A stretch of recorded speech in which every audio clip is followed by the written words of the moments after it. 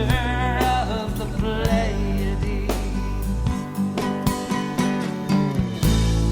Walks in beauty like the night, oh, that is best, dark and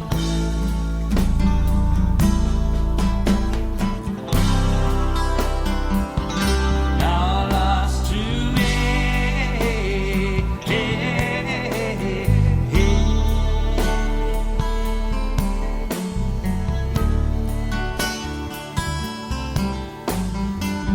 I'm only trusting the northern star. That's the only point that's fixed. I once believed in love. Even love cannot bridge this rift.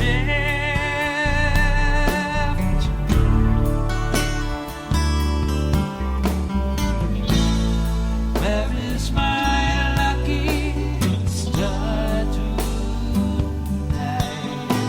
You can advertise your business on Night Dreams Talk Radio, and you will be heard worldwide. Why not contact us at nightdreamstalkradio@gmail.com. If you would like to hear Night Dreams Talk Radio on your local radio station, let them know.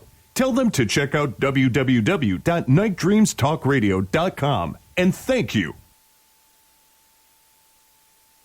Night Dreams Talk Radio Network brings you the World Paranormal News with James Creechbaum. Now, the latest news. I'm James Creechbaum with the Paranormal and World Changes News. Well, an object has been seen in the North Dakota sky on December 21st. A witness who witnessed all this, he left his tower for the day, and he saw a set of odd blinking lights in the sky over North Dakota, where he pulled over to catch a quick video of the lights that vanished moments after the video started. More follow-up on that as we get it. Also, there's been many sightings off the Southern California coast, so it's got many to believe, is there an underwater UFO base off the Southern California coast? NASA has released never-before-seen images of an interstellar comet. Now, NASA has released a never-before-seen photos of this interstellar comet 21 Borsov during its closest approach to the sun earlier this month. The Hubble Space Telescope captured the breathtaking photographs that include the most recent one in mid-December. Next, Cuban sonic attacks. New details define a significant change in the victim's brain. So that's very interesting. Also, the Boeing Starliner capsule fails to reach the ISIS, and, well, we don't know what. There's been all kind of things, bad luck that goes on with all these things. But anyway, the Boeing's reusable crew vehicle had aimed to dock with the station this week, but things didn't go quite as planned. Also, elusive red sprites in the skies of Oklahoma. They've been lighting up the skies of Oklahoma. What looks like Christmas lights magically hanging in the sky is actually a high-altitude optical phenomena. The European Space Agency shared the festive image that you can see online anytime.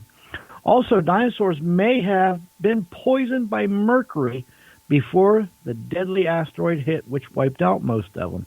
Now, according to a lot of reports with scientific research with the rock minerals and the ash, there's been a lot of mercury, traces of mercury, which is linked to a lot of volcanic action, which are volcanic eruptions during that time, which produces a lot of mercury.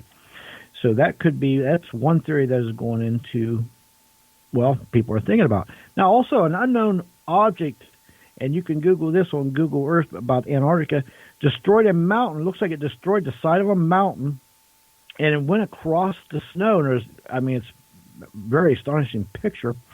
And it looks like it come out of the side of a mountain and just slid across the snow. That is up the sea. Also, try the scene traffic warning sign raises eyebrows as somebody's putting up signs warning, caution, try the scenes next 10 kilometers. Next news break, top of the hour. Night Dreams Talk Radio, After Dark, wants to give a big shout out to all the truckers that listen to our show. And boy, these truckers have worked really hard to make sure all the shelves have been stocked for Christmas this year. Prices this year on electronics is crazy, but you know what? Fry's Electronics, for example, if you go into any of their big warehouse stores, are virtually empty. And the corporate office said, well, they can't get electronics in cheap now because of the tariffs. So they're trying to find electronics made in this country, but it's going to raise the prices up on electronics really soon. Even if they, take care of a lot of the tariffs here shortly, the damage has been done. A lot of businesses have failed because of the tariffs. But, people aren't talking about that. And also, right around Christmas time, an asteroid, huge, is going to be flying by Earth. Do you trust what they say when they say it's going to go by the Earth? Because I still remember here a month ago when they said, this one is going to miss the Earth between the Earth and the moon, and it crashed in the Mediterranean Ocean. Again, reliability is still not there. I mean, they're predicting where it's going to go. They could be off. Anything could change the course of these things. Anyway, we're talking tonight with two great guests, Richard and Linda Smith. Are you guys still here? Yeah. Okay. Yeah, we're still here. What made you, Richard, to write these series of books? It's something I wanted to do for many years, and it's actually my very first book. I officially published in 2005 through Author House, and that one is called Legions of Light, Armies of Darkness, which is very much a part of the book series as well. It's just that when I wrote that one, life kind of got in the way after that, and there was a 10-year gap where nothing got accomplished. And then 2015 came along, and I was able to publish the book I put out then, which was titled The More, the Mason, and the Alien, A Call to Action. And then recently, actually a year ago, September of 2018, 3 years later, I published the second one, which is part 2 of Real Manifesto. And I'm working on the third one now, which is focusing on the Invisible College. So things finally paved the way to getting back to my passion, which is writing about this and ancient history and human origins. And I think it was a blessing in disguise, because if I had tried to fight the uphill battle I was going against years ago in my personal life in the mid-2000s, the books wouldn't have been as good or as full as they are now. So in hindsight, 2020 hindsight, I'm glad I was forced to have that 10-year gap before I got back to the writing like I always wanted to. Plus, it also helps to have a wife who supports your initiatives as an author, focusing on this kind of stuff and this kind of subject matter too. I didn't have a good first marriage, and that caused a big part of it right there for that 10-year gap. There was a lot of chaos going on that interfered. So once I was divorced, that paved the way to opening up the floodgates, and that's when I started writing it. The books focus on a lot of what I talk about in my lectures and seminars over the years, and all the things I've learned from my extraterrestrial experiences and mentors that I've crossed paths with over the years who have helped to fill in the gaps on those experiences. So the reason I called it The More, the Mason, and the Alien in that book series is that those references, those terms, they represent the three main pinnacle issues that it describes everything that has been happening on this planet from ancient history right on up to current affairs and politics right now. The More is a reference to the Moorish legacy. The Mason is a reference to the Masonic agenda or Freemasonry. And the Alien is, of course, an obvious reference to that ambiguous third silent party playing both sides against the middle, the malevolent factions and the benevolent factions of the galactic community, extraterrestrial contact. So those are the three main elements for everything that's been happening on this planet. And it always comes down to those three things, the More, the Mason, and the Alien. And that's where the title came from.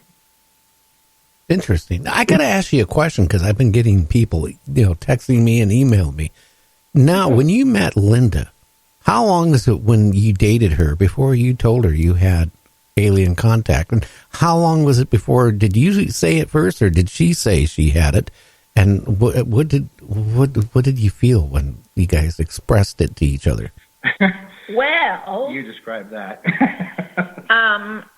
It was December 11th, 1995. My mom said, "There's a new kid in the group of what was it called? Star People or Eyes of Learning that she was going to." She said, "He invited me and a few other people from the group to go to see his art show. Do you want to come with me?" I said, okay.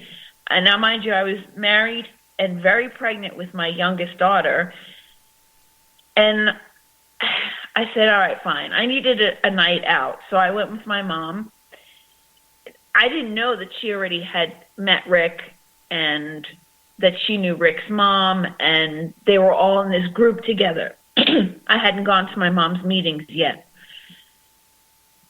So when we walked into the art show at Old Westbury College in New York, my mom said, "Oh, there's Janet talking to a bunch of people. He must be over there." So we walked over, and I see this red-haired kid with glasses who looked oddly familiar to me. We touched hands to shake and introduce ourselves, and there was this jolt of electricity that came between us. And we have since learned, since 1995, that we've known each other all along on ships since we were children. So we didn't have to tell each other that we were into UFOs. That's how we met, was at his art show with all of the UFO paintings all over the place. My first words were, "Hi, I'm Rick." And that changed the whole entire universe for me. That was it. Okay. Interesting. Now, you got these series of books. Where are they available at? Our books, Linda's and mine, can be found on Amazon and also Barnes & Noble's website, too. A couple of our books, the one I published in 2015 and Linda's book, those two particular books are also available in Kindle format, if people prefer that. But as far as hard copy, paperback, they're all available on Amazon and Barnes & Noble or bnn.com. Okay, that's interesting. Now, the being contacted, what are they trying to convey to you guys about our planet, whatever you can say, a way we're living, our future? Do we have a long future or do we have a short future? Because we're very close to some major Earth changes.